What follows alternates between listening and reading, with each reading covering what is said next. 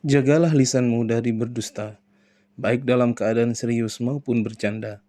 Janganlah engkau biasakan lisanmu berdusta dalam bercanda sehingga menyebabkan engkau berdusta dalam keadaan serius.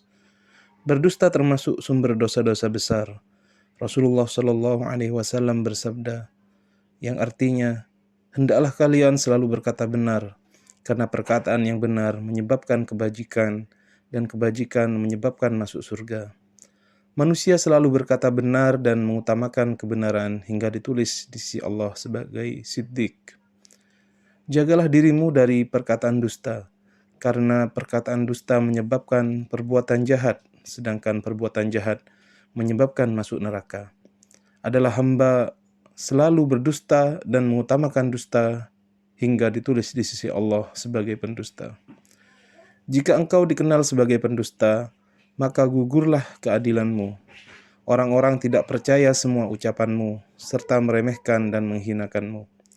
Apabila engkau ingin mengetahui keburukan dusta dari dirimu, maka lihatlah kepada dusta orang lain dan ketidaksukaan dirimu terhadap dusta serta sikapmu yang meremehkan pelakunya dan menganggapnya buruk.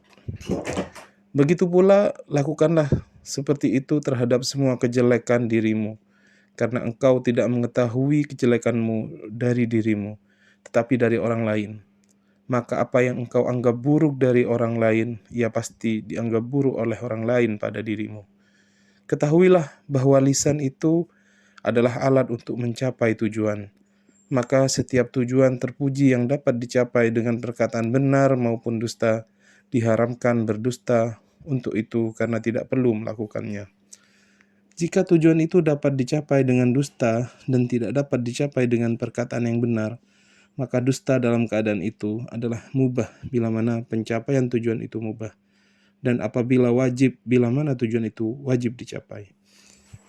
Apabila seseorang muslim bersembunyi dari seorang yang zalim dan ditanyakan tentang dia, maka wajiblah berdusta untuk menyembunyikannya. Begitu pula apabila ada titipan padanya atau orang lain dan seorang yang zalim menanyakannya untuk mengambilnya, maka wajiblah ia berdusta untuk menyembunyikannya. Bahkan andaikan ia mengabarinya bahwa ada titipan barang padanya lalu dirampas oleh seorang yang zalim, wajiblah ia menggantinya. Andai kata ia disuruh bersumpah mengenai titipan itu, wajiblah ia bersumpah dan menggunakan kata samaran dalam sumpahnya. Jika tidak menggunakan kata samaran, ia pun melanggar sumpah menurut pendapat yang lebih sahih dan wajib baginya membayar kafarat. Ada yang mengatakan ia tidak melanggar sumpah.